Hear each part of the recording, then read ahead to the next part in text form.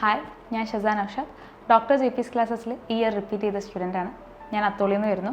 അപ്പം MBBSയിലേക്ക് എത്താമെന്നുള്ളത് എൻ്റെയും വീട്ടുകാരും വലിയൊരു ആഗ്രഹമായിരുന്നു. അപ്പോൾ +2 കഴിഞ്ഞപ്പോൾ എന്തായാലും റിപ്പീറ്റ് ചെയ്യണം. പക്ഷേ എവിടെ റിപ്പീറ്റ് ചെയ്യണം എന്നുള്ളതിൽ ഭയങ്കര കൺഫ്യൂസ്ഡ് ആയിരുന്നു. വീട്ടുകാർ വേറെ പല ഇൻസ്റ്റിറ്റ്യൂഷനും റെഫർ ചെയ്ത് അവിടെ ജോയിൻ ചെയ്തതെന്നൊക്കെ പറഞ്ഞപ്പോഴും ഞാൻ +1 +2 ട്യൂഷൻ എടുത്താണ് പഠിച്ചത്. അപ്പം ഇവിടെ ഈ ഒരു സ്ഥാപനത്തിനോട് അത്രത്തോളം കമ്മിറ്റ്മെൻ്റ് ഉണ്ട്. അപ്പം എവിടേക്ക് വന്നു, ഇവിടെ റിപ്പീറ്റ് ചെയ്ത സ്റ്റുഡൻസിനോടും JP സാറിനോടൊക്കെ സംസാരിച്ചപ്പം എനിക്ക് ഫീൽ ചെയ്തു എന്തുകൊണ്ടും എനിക്ക് റിപ്പീറ്റ് ചെയ്യാനുള്ളൊരു best option doctor JP's classes തന്നെ ആയിരിക്കും എന്ന് എനിക്ക് ഫീൽ ചെയ്തു. അങ്ങനെയാണ് ഞാൻ ഇവിടേക്ക് എത്തിപ്പെട്ടത്.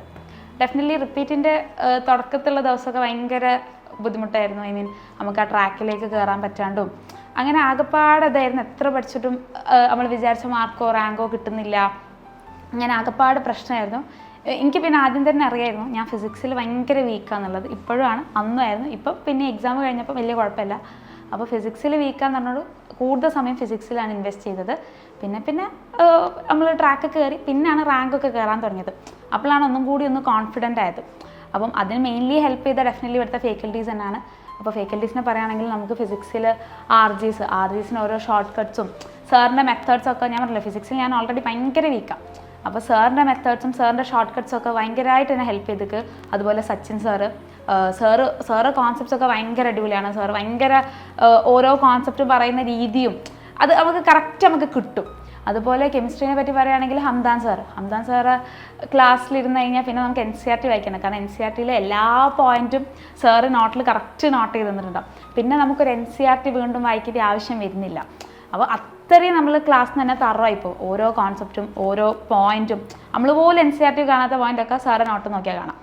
അതുപോലെ ഇപ്പം ബോട്ടണിൻ്റെ പറയുകയാണെങ്കിൽ ഫൈസൽ സാറിൻ്റെ ബോട്ടണി എന്ന് പറഞ്ഞാൽ NCERT എല്ലാ ലൈനും, ഇവൻ ഇൻട്രൊഡക്ഷനിൽ പോലുള്ള ഒരു ലൈൻ പോലും സാറ് മിസ്സാക്കില്ല.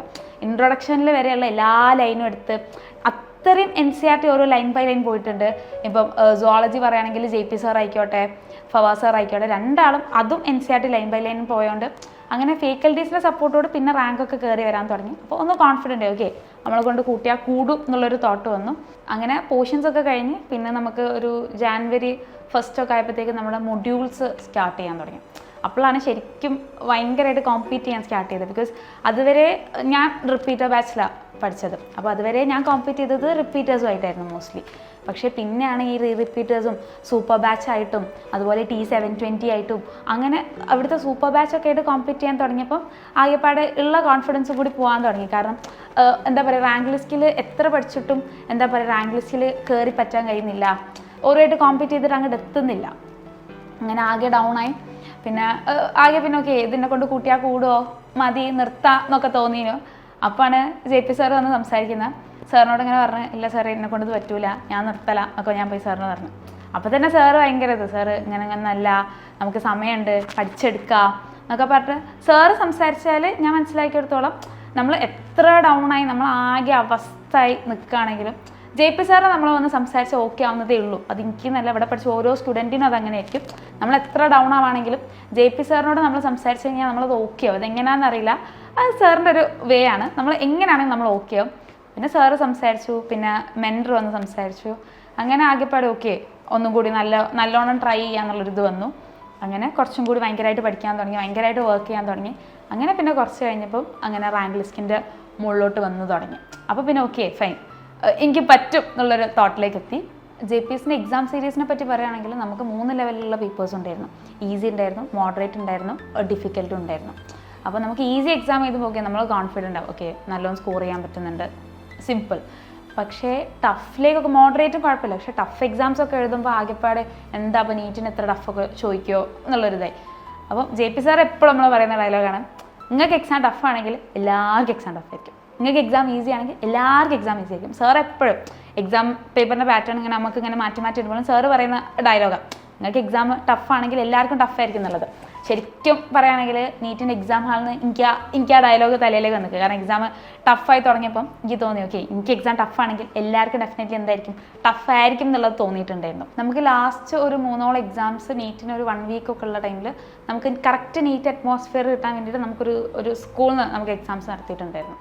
അപ്പോൾ അതെങ്ങനെയാണെന്ന് വെച്ച് കഴിഞ്ഞാൽ ഒരു പേപ്പർ ഭയങ്കര ഈസി ആയിരുന്നു. Easy to moderate level. അപ്പോൾ ആ എക്സാം ചെയ്തപ്പോൾ ഫൈൻ, ഈ ഒരു ലെവലൊക്കെ നീറ്റ് ഉണ്ടാവുക കുഴപ്പമില്ല. കാരണം ആലോചിക്കണം നീറ്റിന് ഒരാഴ്ചയേ ഉള്ളൂ. പിന്നെ രണ്ടാമത്തെ എക്സാം ഭയങ്കര ടഫായിരുന്നു. അപ്പോൾ അതിലാകെ ഡൗൺ ആയി. കാരണം ആകെ നീറ്റിന് എന്തോ 2-3 ദിവസമേ ഉള്ളൂ. ഇപ്പോൾ ഇത്രയും വലിയ ടഫ് എക്സാം ഒന്നും കിട്ടുന്നില്ല. അതിലും എനിക്ക് തോന്നുന്നു ഫിസിക്സ് തന്നെ എന്നെ കുഴപ്പിച്ച്. അപ്പോൾ ആകെ ഡൗൺ ആയി. ഓക്കെ പ്രശ്നമാവോ എന്നുള്ളൊരു ഭയങ്കര കൺഫ്യൂസ്ഡ് ആയിരുന്നു. പിന്നെ വിചാരിച്ചു ഓക്കെ എന്താണെങ്കിലും ഇനി വരുന്നിടത്ത് വെച്ച് കാണാം, കാരണം ആകെ 3 ദിവസമല്ലേ ഉള്ളൂ. അങ്ങനെ എക്സാം എത്തി. എക്സാമിൻ്റെ തലേന്നൊക്കെ ആയപ്പം ഓക്കെ ഒരു കോൺഫിഡൻ്റ് ആയിരുന്നു. ഓക്കെ കിട്ടാണ്ടിരിക്കൂല എന്നുള്ള ഭയങ്കര കുഴപ്പമില്ല, ഓക്കെ ഐ മാനേജ് എന്നുള്ളൊരു തോട്ടായിരുന്നു. അങ്ങനെ എക്സാമിൻ്റെ തലേന്ന് JP സാർ വിളിച്ച് പറഞ്ഞു ഒന്നുമില്ല, എക്സാം നീ പഠിച്ചാൽ മാത്രമേ എക്സാമിന് വരുള്ളൂ. എന്നിട്ട് എങ്ങാനും ഇൻ കേസ് എക്സാം ടഫാണെങ്കിൽ ഈ ആലോചിക്കണം, എല്ലാവർക്കും ഇന്ത്യ ആകെ എക്സാം ടഫാണ് എന്നുള്ളത്, ഒന്നും ഈ പഠിച്ചതിന് പുറത്ത് വരില്ല ഷസ എന്നൊക്കെ പറഞ്ഞിട്ട് സാറ് ഫുൾ രാത്രി തന്നെ വിളിച്ച് ഒക്കെ ഓൾ ദി ബെസ്റ്റ് ഒക്കെ പറഞ്ഞു. അങ്ങനെ എക്സാമായി. ഭയങ്കര ടെൻസ്ഡ് ആയിരുന്നു. ഞാൻ പൊതുവേ ടെൻഷൻ കൂടുതലുള്ള ടൈപ്പാണ്. അപ്പം പിന്നെ നീറ്റ് എക്സാമിന് വന്ന് ഭയങ്കര ടെൻഷനാണ്. ഓക്കെ എന്താക്കും ലൈക്ക് ആ ഒരു ദിവസമാണ് അത്രയും കാലം കണ്ട സ്വപ്നം നമുക്ക് ശരിയാവോ ഇല്ലേ നമുക്ക് മനസ്സിലാക്കാൻ പോകുന്ന ദിവസമാണത്. അപ്പോൾ അത്ര കണ്ട് ടെൻസ്ഡാണ്. അങ്ങനെ എക്സാം ഹാളിൽ കയറി എക്സാം സ്റ്റാർട്ട് ചെയ്തു. ഞാൻ ബയോളജി വെച്ചിട്ടാണ് സ്റ്റാർട്ട് ചെയ്യൽ. എനിക്കതാണ് കുറച്ചും കൂടി കംഫർട്ടബിൾ. അപ്പോൾ ബയോളജി സ്റ്റാർട്ട് ചെയ്ത് ബയോളജി വാസ് ഫൈൻ. പിന്നെ കെമിസ്ട്രി കുഴപ്പമില്ല. കെമിസ്ട്രി ചില ക്വസ്റ്റ്യൻസ് കുറച്ച് കൺഫ്യൂസിങ് ആണെങ്കിലും വലിയ കുഴപ്പമില്ല. പക്ഷേ ബയോളജി ഭയങ്കര ലെങ്തി ആയിരുന്നു. ഞാൻ നോർമലി ബയോളജി ഒരു 45 മിനിറ്റ്സിൽ ക്ലിയർ ആയെങ്കിൽ നീറ്റിന് എനിക്കൊരു 1 hour 5 minutes 1 hour 10 minutes ആ റേഞ്ചിലെടുത്തു. പിന്നെ കെമിസ്ട്രിയിലേക്ക് വരുമ്പം ടെൻഷനായി. ഓക്കെ ഇത് കയ്യോ, കാരണം എനിക്ക് അറിയാം എനിക്ക് അറിയില്ല. ഫിസിക്സിൽ ഞാൻ കൂടുതൽ ടൈം ഇൻവെസ്റ്റ് ചെയ്യേണ്ടി വരും എന്നുള്ളത് എനിക്കറിയാം. അപ്പം കെമിസ്ട്രി തിരക്കിലായിരുന്നു ഞാൻ തീർത്തത്. അപ്പം കുറച്ച് ക്വസ്റ്റ്യൻസ് ഒക്കെ റൗണ്ട് ടച്ച് കിട്ടാത്തത്. അങ്ങനെ കെമിസ്ട്രി കഴിഞ്ഞ് ഫിസിക്സിലേക്ക് വന്നപ്പം ആകെ പോയി. കാരണം ഒരു 4 മണിയൊക്കെ കഴിഞ്ഞിട്ടുണ്ട് ഫിസിക്സിലേക്ക് വരുമ്പോഴത്തേക്ക്. കാരണം ഇന്ത്യയിൽ 1 hour പോലും പ്രോപ്പറായിട്ടില്ല. ഫിസിക്സ് ഒരു 45 ക്വസ്റ്റ്യൻസും ഉണ്ട്. അപ്പം ഫിസിക്സ് വായിച്ചു തുടങ്ങി. ഫസ്റ്റ് ക്വസ്റ്റ്യൻ തന്നെ എന്തോ വൃത്തിയിട്ട ക്വസ്റ്റ്യൻ എനിക്ക് കിട്ടിയില്ല. പിന്നെ ഒരു 3 ക്വസ്റ്റ്യൻ സ്ട്രെയിറ്റ് ആയിട്ട് കിട്ടാണ്ടായപ്പം ആകെ പാനിക്കായി. പിന്നെ ഞാൻ വിചാരിച്ചു ഓക്കെ സിമ്പിൾ ക്വസ്റ്റ്യൻസ് മാത്രം ചെയ്തു. അങ്ങനെ ഈ സിമ്പിളായിട്ട് ലോജിക് അങ്ങനെ കുഞ്ഞു സിമ്പിൾ ക്വസ്റ്റ്യൻസ് മാത്രം ചെയ്ത് നോക്കി. പക്ഷേ എന്നിട്ടും നോക്കുമ്പം കുറേ ക്വസ്റ്റ്യൻസ് ഉണ്ട് ഞാൻ ചെയ്യാത്തായിട്ട്. അപ്പോൾ ആകെ പാനിക്കായി. ഒരു 4:30 ഒക്കെ ആയപ്പോഴത്തേക്ക് കരയാനൊക്കെ തുടങ്ങി. ഉറപ്പിച്ച് എന്തായാലും ഇന്നിട്ട് കയ്യിൽ നിന്ന് പോയി അടുത്ത കൊല്ലം നോക്കേണ്ടി വരും എന്നുള്ളത്. അതെനിക്ക് പറ്റിയൊരു മിസ്റ്റേക്ക് എനിക്ക് തോന്നുന്നുണ്ട്. കാരണം അപ്പോഴേ ഞാൻ ഉറപ്പിക്കരുതായിരുന്നു.